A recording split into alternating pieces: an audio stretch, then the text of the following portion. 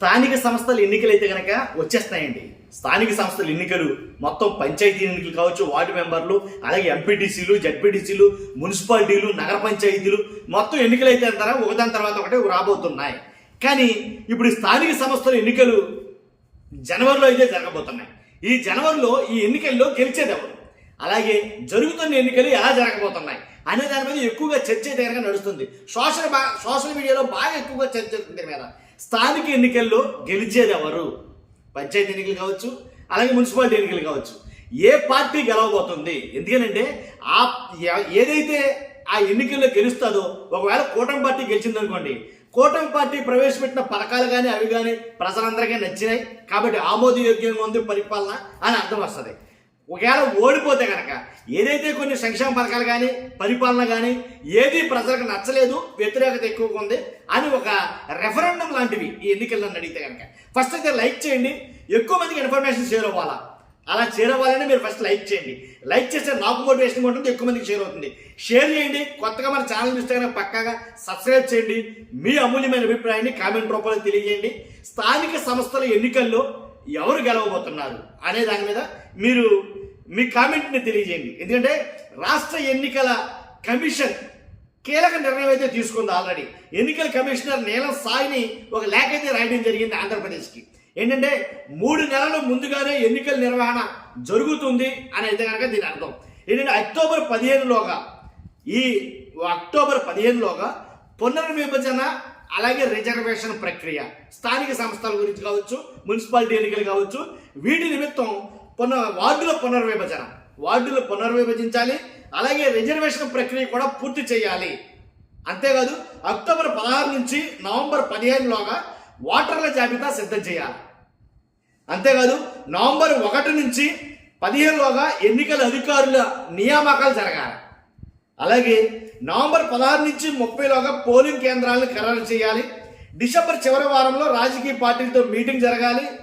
ఎన్నికల నోటిఫికేషన్ 2026 జనవరిలో మొదటి వారంలో రావచ్చు, లేదా రెండో వారంలో రావచ్చు.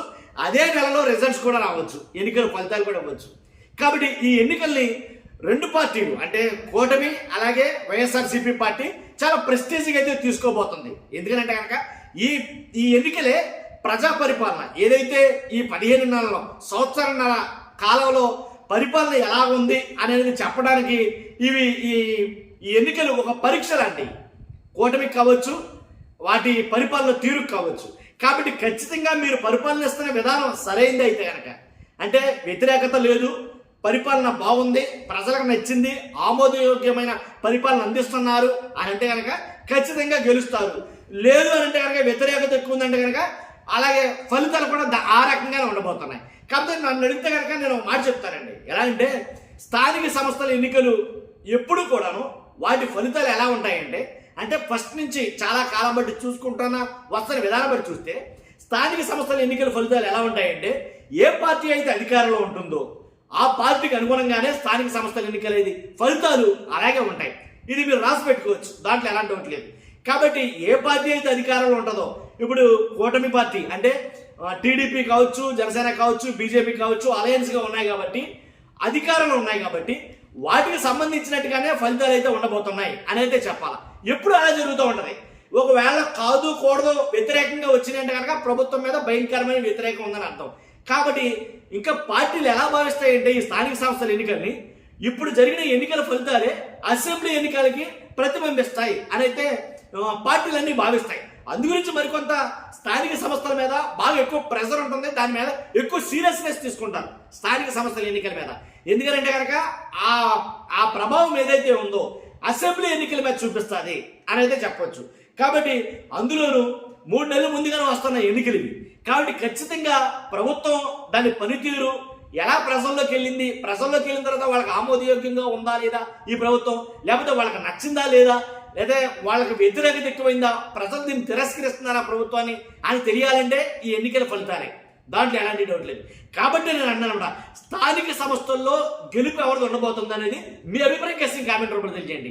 నా అభిప్రాయం అయితే చెప్పాను. నేను ఎప్పుడు కూడాను స్థానిక సంస్థల ఎన్నికల ఫలితాలు ఆ పార్టీ ఏదైతే అధికారంలో ఉంటుందో ఆ అధికార పార్టీకి అనుగుణంగానే వస్తాయి, దాంట్లో ఎలాంటి డౌట్ లేదు. ఎందుకు రానంటే కనుక ఆల్రెడీ గతంలో అంటే ఇప్పుడు కాదు స్వాతంత్రం వచ్చిన కాడి నుంచి స్థానిక సంస్థల ఎన్నికలు జరుగుతున్న కాడి నుంచి ఇదే విధానం జరుగుతుంది.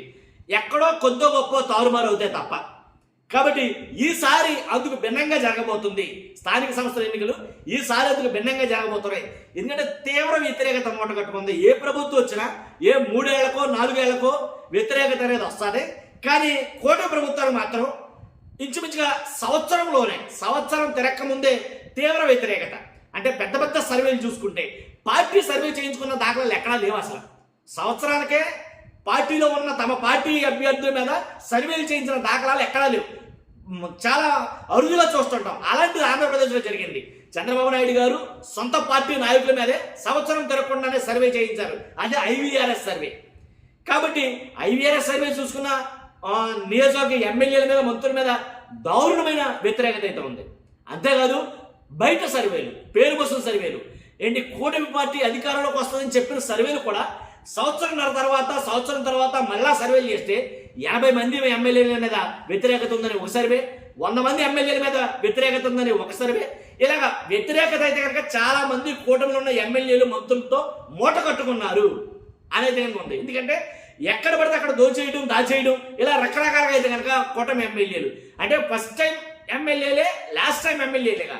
కాబట్టి మరలా మాకు సీట్ వస్తుందో లేదో తెలీదు, మరలా మేము గెలుస్తామో లేదో తెలీదు, అందరికీ దోషి అనే విధానంతో కొనసాగుతున్నారు. దానివల్ల పూర్తి వ్యతిరేకత అయితే ఉంది. అందువల్ల ఎప్పుడు అధికార పార్టీకి అనుకూలంగా వచ్చే స్థానిక సంస్థల ఫలితాలు ఈసారి అధికార పార్టీకి అనుకూలంగా రావేమో. ఆ వ్యతిరేకత ఖచ్చితంగా ఈ స్థానిక సంస్థల ఎన్నికల మీద ఆ ఫలితాల మీద ప్రభావం చూపుతుంది అనేది కనుక నా అభిప్రాయం. చాలా మంది రాజకీయ విశ్లేషకులు అలా భావిస్తున్నారు.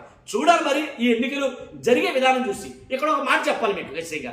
ఎందుకంటే స్థానిక సంస్థల ఎన్నికలు కూడాను సజావుగా జరిగితే, అంటే ప్రజాస్వామ్యబద్ధంగా జరిగితే కనుక పర్వాలా, మనం అనుకున్నట్టుగానే ఉంటుంది రిజల్ట్. ప్రజాస్వామ్యబద్ధంగా జరగకుండా ప్రజాస్వామ్యం కూలి అయిపోయేలాగా తమ ఓట్లు తాము వేసుకోలేని పరిస్థితులు ఉంటే కనుక ప్రజలు, లేదా నియోజకవర్గ ప్రజలు కానీ అదే గ్రామ ప్రజలు కానీ తమ అభ్యర్థులు నిలబెట్టుకునే పరిస్థితులు కల్పిస్తే, అలాగే తమ ఓట్లు తాము వేసుకునే పరిస్థితులు కల్పిస్తే అప్పుడు పక్కాగా రిజల్ట్స్ అయితే వస్తాయి.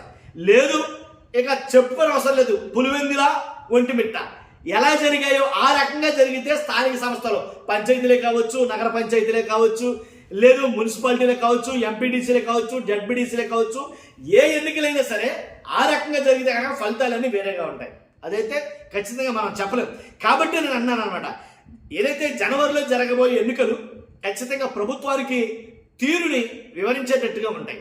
ఆ ఎన్నికలు పోలింగ్ సరళి బట్టి చూస్తున్న మీరు అందరూ కూడా మీ అభిప్రాయం అయితే ఖచ్చితంగా కామెంట్ రూపంలో తెలియజేయండి. ఎందుకంటే కనుక ఈ ఎన్నికల్లో ఎవరు అధికారం చేజిక్కొచ్చుకోబోతున్నారు.